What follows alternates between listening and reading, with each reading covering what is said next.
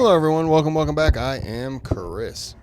This is, excuse me, not a cough. And the cough is not sponsored. This is History of Black Magic, Sorcerers and Magicians. Tim Humble, Merciful Saint, Merciful Servant, Texas Love Reaction. This video is sponsored by, I'm going to move myself on the screen, but this video is sponsored by Lord Fartwell, who says that farting is the best medicine. And he recommends it at preschools and preferably with a child's head right up against your butt. So, I mean, it's got to be true. He said it, right? Or she. We don't know yet. Now I just look like I'm... Would that be inappropriate? All right, well, I'll come over here then. Okay. Before we get started, thumbs up. Subscribe to the channel. It's 33,000. Why not? And then you can donate to the channel through the thanks button. You just donate, request a video, your name's sponsoring that video. All right. And for people who are asking, the person who has sponsored this video, they don't really care if their name gets mentioned, so I'm just throwing it around. Whatever I feel like. All right. This is going to be 3 videos, about 3 20-minute videos or so. And it started snowing. I don't know. I said that like I've been home all day. I just meant like it's snowing out now. I got off early and I have to get this giant bubble. I had bursitis, so I have to get a giant bubble removed from my knee.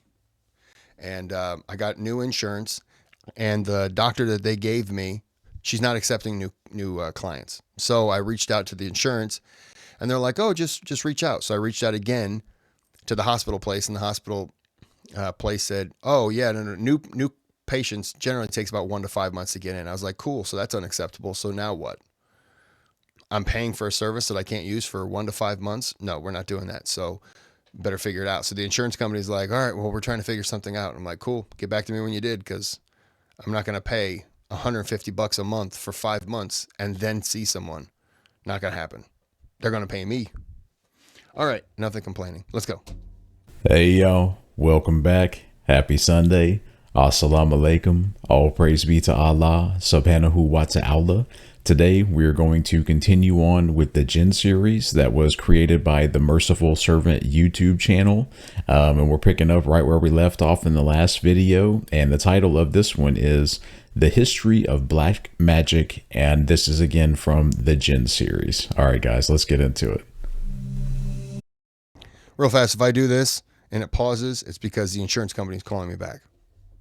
Or the prompt, I don't know, someone's calling me back.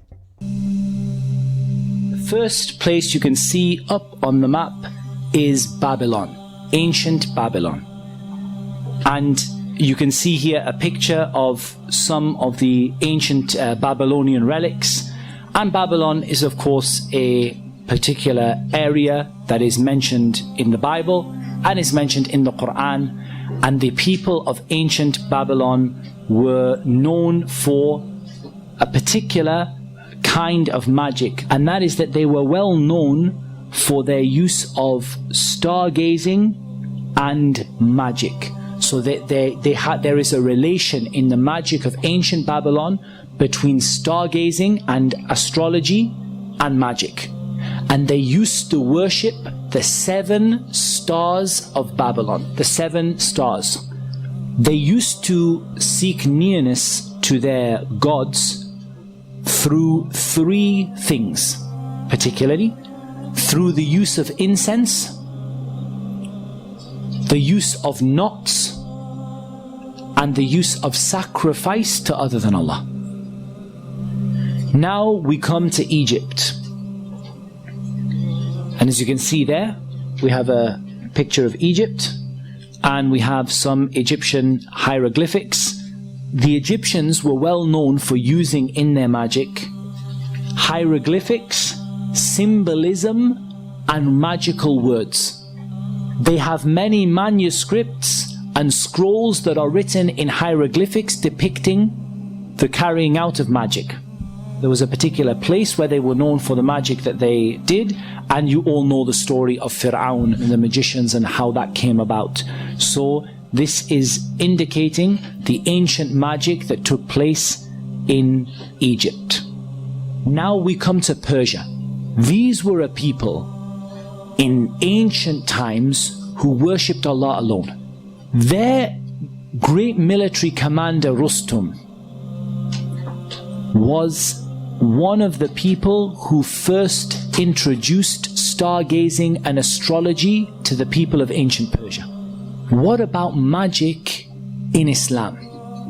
Magic in Islam is represented by letters, numbers, symbols, and signs that relate to the zodiac. They added to the ancient magic of Egypt, Babylon, and Persia, they added disgracing the Quran and attacking the Quran. So I want to explain to you magic in the light of an ayah in the Quran. And that ayah in the Quran is the 102nd ayah in Surah Al-Baqarah. And Allah subhanahu wa ta'ala says, and they followed instead what the devils had recited during the reign of Sulaiman. It was not Sulaiman who disbelieved, but the devils disbelieved, teaching people magic, and that which was revealed to the two angels at Babylon, Harut and Marut. But the two angels do not teach anyone unless they say we are a trial, so do not disbelieve by practicing magic. And yet they learn from them that by which they cause separation between a man and his wife, but they do not harm anyone through it except by the permission of Allah. And they learn what harms them and does not benefit them. But the children of Israel certainly knew that whoever purchased the magic would not have any share in the hereafter, and wretched is that for which they sold themselves if they only knew. 5 points I want us to take out of this ayah. Number 1, magic is something that can be learnt. Magic is not something that you are born with. Number 2, magic is an act of disbelief. Number 3, magic causes real and significant harm.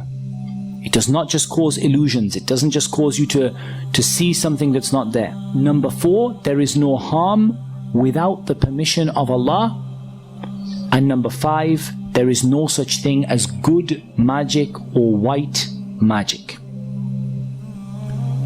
Okay, I remember when I was growing up, there was a movie that came out, and I believe it was called The Craft, and it was about 4 teenage witches, 4 females, and they came together, and they all had kind of sad stories, and then they found this magic. And in that story, there seemed to be a difference between black magic and white magic.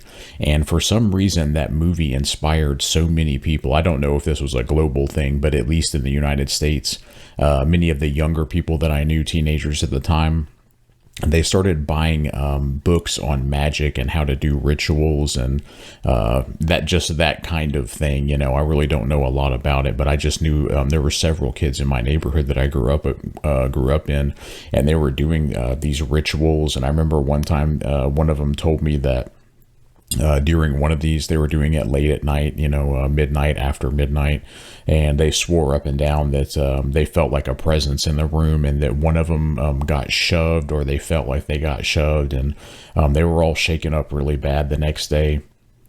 And there was another girl who was a part of that group as well, and her and another girl, a friend of hers, said that they had put a spell on this other girl that they went to some kind of summer camp with to cause harm to her. And it was within a day or two, that girl ended up breaking her leg. But anyway, I think the point of what I was trying to make there is that there is no separation between black or white magic, or good magic, that all magic is bad. And even though I really knew nothing about it at the time, I just have to say that I don't see color in magic, so I can't differentiate what's black and white. I'm just kidding. Did you like my Brady Bunch? I was looking up at him. It's a story about a Texas love reactor. time when I was younger, just my instincts, my intuition, it all felt bad. It felt evil and wrong, and it was not something I ever wanted to be a part of, but I'm glad that he made that distinction that, white magic, black magic, green magic, whatever you want to call it, that it's all bad, it's all haram, it's all evil. So I think that's an important thing to point out there. Okay, let's go back just a bit. Mission of Allah. And number 5, there is no such thing as good magic or white magic. As for magic in the Sunnah, it is narrated that Aisha radiallahu anha said a spell was put on the Prophet sallallahu alaihi wasallam until he imagined that he had done a thing when he had not done it. One day he made dua and he said, "Do you know that Allah has shown me in what lies my cure? 2 men came to me, and one of them sat at my head and the other at my feet. One of them said to the other, 'What is ailing the man?' He said, 'He has been afflicted by magic.' The other said, 'Who have bewitched him?' He said, 'Labid ibn al-A'sam.' He said, 'With what did he perform the magic?' Said, 'With a comb, the hair that is stuck to it, and the skin of the pollen of a male date palm.' He said, 'Where is it?' And he said, 'It is in the well of Darwan.' The Prophet ﷺ went out to the well and he came back and said to Aisha, 'Its date palms are like the heads of devils.' Aisha said, 'Did you take it out?' He said, 'No, Allah has healed me, and I feared that it might bring evil upon the people,' and then the well was filled in." What is the nature of the magician? The nature of the magician is that a person cannot become a magician until they reach the highest forms of disbelief from which there is rarely any return. The shaitan lures them with promises of riches and fame, begins by asking very little. Once the person is hooked, the shaitan does not let them out of their grip. They must perform the most evil acts in order to remain as a magician. And in reality, rather than me telling you, I'd like to show you.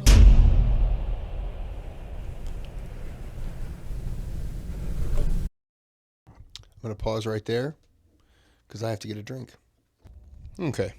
Sorry about that. I had to get some coffee. Okay, yeah, these go by fast, and just like before, we'll just run these back to back.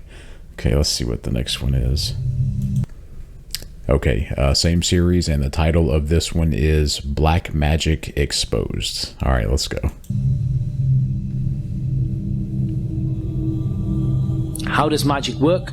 Magic is an agreement between the shaitan on one side and the magician on the other.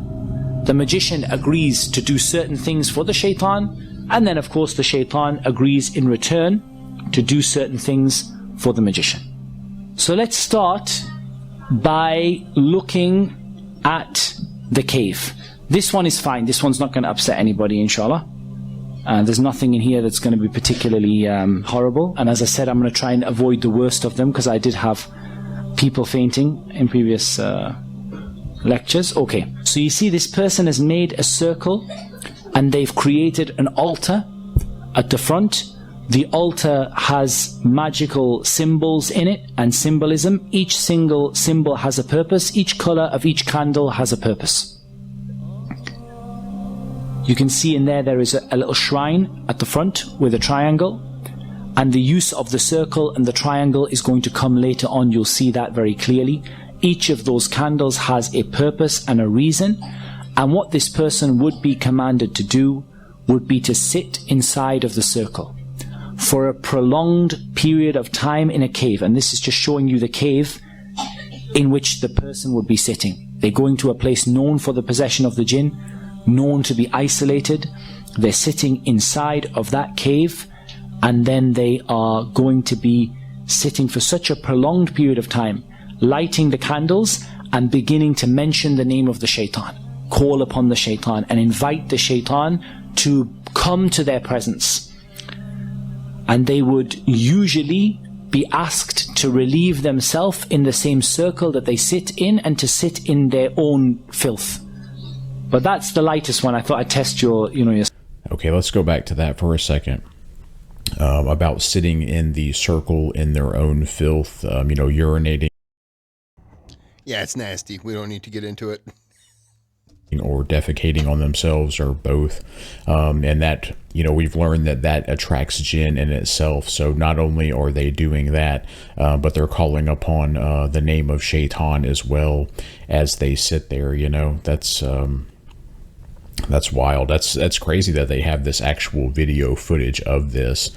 And I was kind of thinking as we saw this that this type of imagery, many of us have probably seen this in films or heard stories about it, and that that's crazy to me to actually see video footage of this, and that's where those movies would grab inspiration to do things like this. And so this goes back, I'm assuming that perhaps in the Middle East that these, I know it's highly frowned upon in most states. I know there may not be necessarily an Islamic state anymore that's 100% pure, but in an Islamic dominant country, this would be highly frowned upon and likely punishable.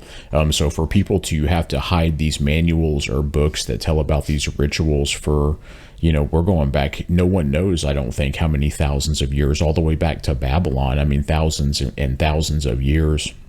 And somehow people are continuously like smuggling this knowledge and passing it on, from generation to generation. That's intensely sad. That's a lot of kafir, a lot of disbelief, and, a lot of people that will most likely see the hellfire. It's sad, Okay, let's go back just a bit here. Imagine if you had a friend who's like, I'm going to do this. And you're like, don't do it. And he's like, I'm going to do it. And he goes up and he does it.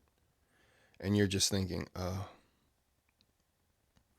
And a little bit later on, you see him coming down from the cave. And he's clearly peed himself. And he's crying. And you're like, are you okay? He's like, I pooped my pants. And you're like, oh no, I mean, you really did it. You're like, yeah. And you're like, so what happened? He's like, the devil showed up.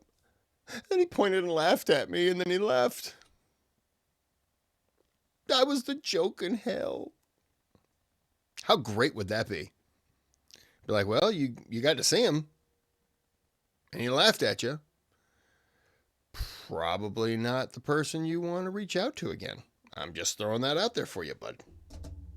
Be asked to relieve themselves in the same circle that they sit in, and to sit in their own filth. But that's the lightest one. I thought I'd test your stomach first of all. That's the lightest one.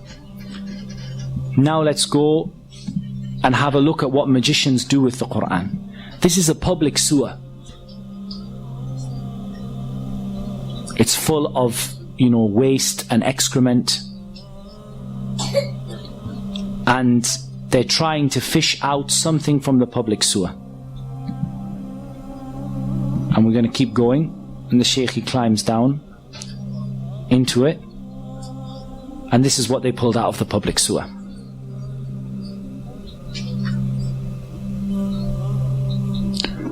As you can see, this is a copy of the Quran that has been used in a public sewer. It's covered in human filth. It's covered in sewage. And they now have to clean and purify this copy of the Quran. Just in case you thought that was a one-off, we'll show you another video. This one has 51 copies of the Mus'haf that have been disgraced by the magicians. As you can see, they are covered, these are all copies of the Quran. They are covered in knots. They are covered in filth inside of them. They're going to open one of them up. They're covered in pins like voodoo dolls. They're cutting them open, and you see the state of the Mus'haf inside. That's interesting. One is we see the knots here, and that was mentioned in the previous actual video that I did prior to this one. I believe it was from a hadith where the Prophet Muhammad, peace be upon him, explained untying the 3 knots of Shaitan in relation to getting up for Fajr. And then we see the knots here as well, and then they spoke about the pins. And I believe that also knots and pins, that is part of the magic that people use in voodoo that you might see more so in Africa, and then in the United States, it is still practiced in the state of Louisiana, the state over next to me. So that's interesting how that spreads globally, and we see these same themes. And for them to desecrate the Quran by getting it dirty with human excrement and urination and all of that, that's dark. To do that to the noble Quran, like that means that you must surely be in a desperate state, a state of complete disbelief, to do something so horrible and disrespectful. Okay, let's go on here. Covered in pins like voodoo dolls. They're cutting them open, and you see the state of the Mus'haf inside. You can see the color of the water that is coming off of the copies of the Quran as they're washing them, as they're opening them.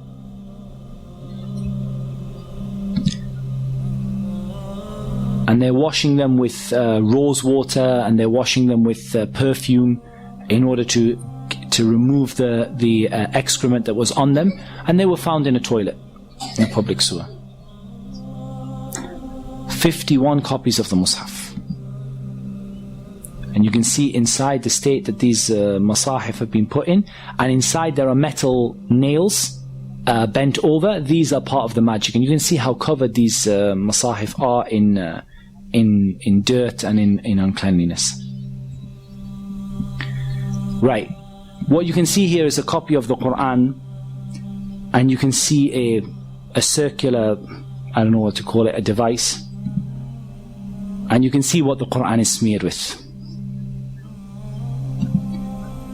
The story of this is actually much, much worse. Whatever you can imagine, the story is worse. There was a maid who wanted to perform magic upon the family that she was with. She took a copy of the Quran, she placed it into this tube, and she placed it where she placed it when she was on her monthly cycle, and she covered the Quran in menstrual blood. This is what magicians do. What did Muhammad Hobelo say to us when he was talking about something? Is brother, like that's the same emotion that I just had. That not only is that just so disrespectful and unclean, it's just morbid, to think of a woman to do something like that. That's not good. This is what magicians do. Here we're going to see another magician. And this magician is going to show how he's been caught. And part of them being caught is they ask them to they ask them to show what it was that they were doing without letting them make shirk. They don't let them call upon the shaitan, but they just let them show the idea of what they were doing in order to expose them in front of the people. So the first thing you see is that this man is wearing red from head to toe. He's wearing red from head to toe because the Prophet ﷺ forbade a man from wearing red from head to toe. He lights his incense that is done deliberately to bring the shaitan. It's a kind of incense that's well associated with the shaitan, and he begins to perfume a whip, and he starts to whip himself. This might remind you of some people.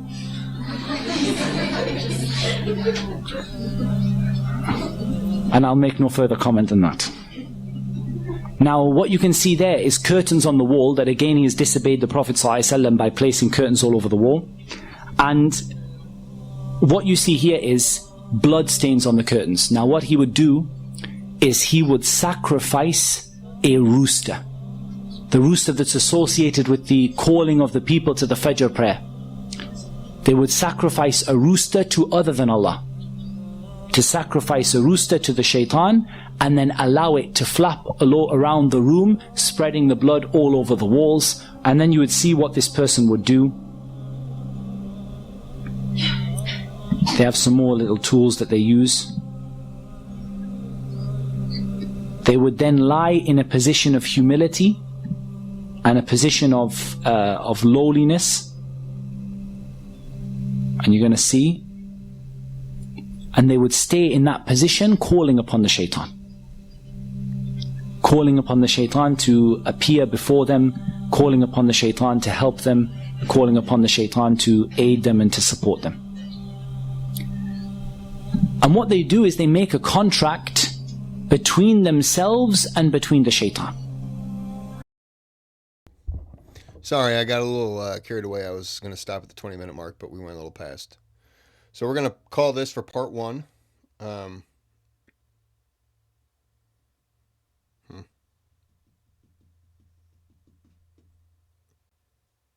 mean, I don't really know what I'm supposed to say. It's pretty nasty.